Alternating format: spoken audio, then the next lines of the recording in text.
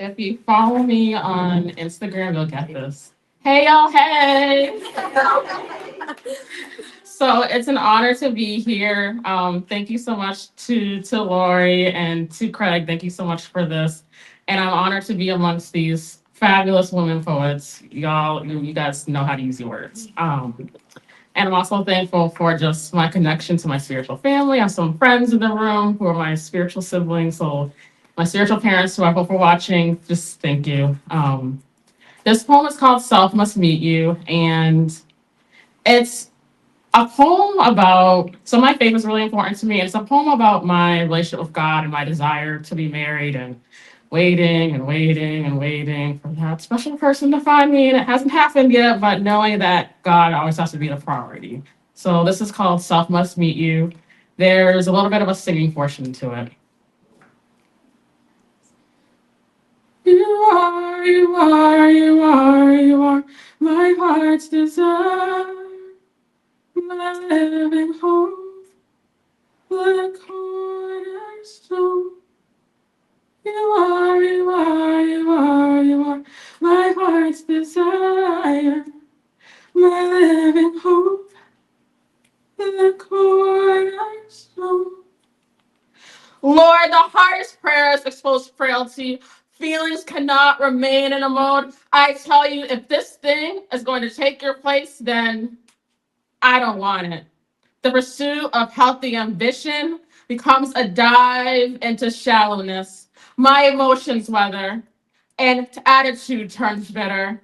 Heartache leads to intense examination of myself. Ambition creates a host of imaginings. I see the white gown, birdcage veil over my face, sunflowers in my hands.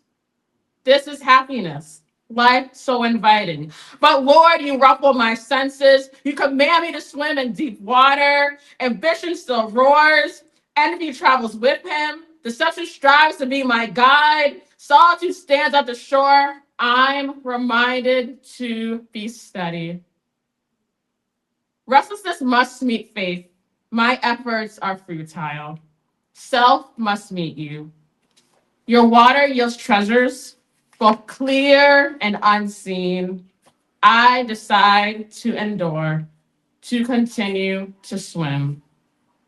You are my everything, and you are my strength and weakness, and you are eternity. You are my refuge, you are my rest, you are my refuge, you are my rest.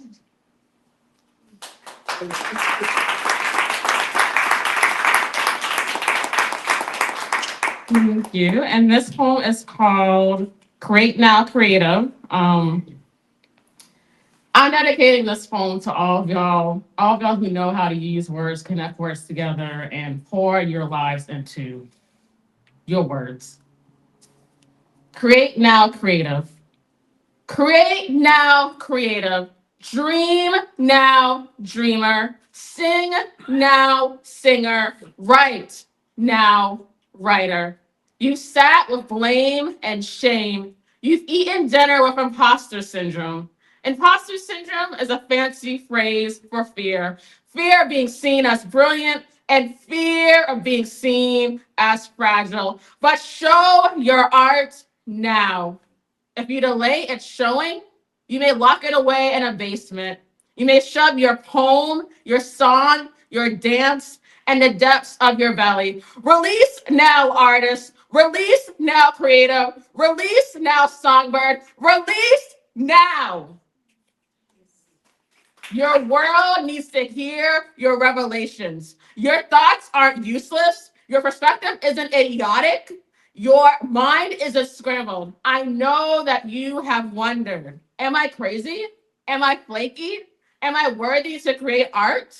You've listened to the critics who aren't creatives, but bystanders and even murderers of art. They've misunderstood your brightness and your boldness. They've insulted your dreams. They've never witnessed someone like you in their surroundings.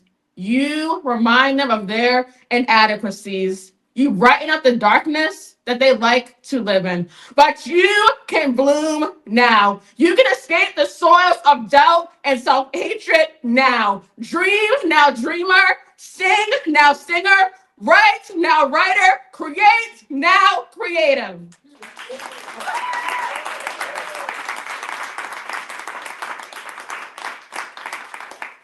This poem is called Daddy's Girl, and 4 years ago, my daddy, my hero, my heart, he died, and it was basically the biggest heartbreak of my life. And so I finally this year got the courage to write him a tribute poem. It took me a while to get there. Hopefully I don't get weepy as I read this, but this is called Daddy's Girl. I didn't realize that he was one of my best friends until he died. I told him everything. I told him about things that probably shouldn't have mattered to an older man, but he listened to the whines of his daughter, who didn't understand quandaries such as, why didn't that guy text me back? Or why is work so stressful? But my dad would tell me, you have to crawl before you walk. When I stood in front of mountains, he celebrated my writing, and he told me to keep waiting for my future husband. My daddy was one of my first teachers of faith. On Sundays, I watched him with a hymnal in his hands. Sometimes he would request to sing Amazing Grace, and his gentleness changed to a trembling fire as the song jumped out of his mouth and towards God. My daddy would transform the kitchen into his own seminary. The Bible, a notebook, and a concordance surrounded him. The day my daddy died, my heart fell out of my body and onto the ground. My heart was twisted and stomped on. Work, friends, and church were distant, empty containers as my heart dragged itself through dust and weeds. The first birthday that I had without him, I laid on my bed. Tears were running throughout my body, pondering about the future. I could have taken a pillow to my face and disrupted my life. But God said no. My daddy, he was quiet, a quiet strength, and a witty sense of humor. We often watched reruns of Sanford and Son together. He made cornbread and collard greens. I smelled the flavors from the living room, and I knew I would gobble one of my favorite meals from him. When my daddy died, I could have stopped. I could have stopped being passionate about God. But God said, I have more for you. And as I entered God's more, my heart left the dust and the weeds and returned to my body.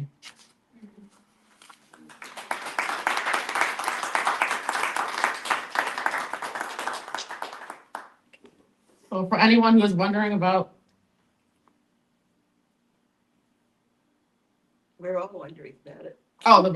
keep going. Oh, sorry, I thought you were pointing to. No, I said one more. Oh, one more? Okay. For anybody who is wondering about the red box, this is why. So I wrote this poem called Red Box about how sometimes we can put, or I can put God in a box, and when I put him in a box, I end up putting myself in a box.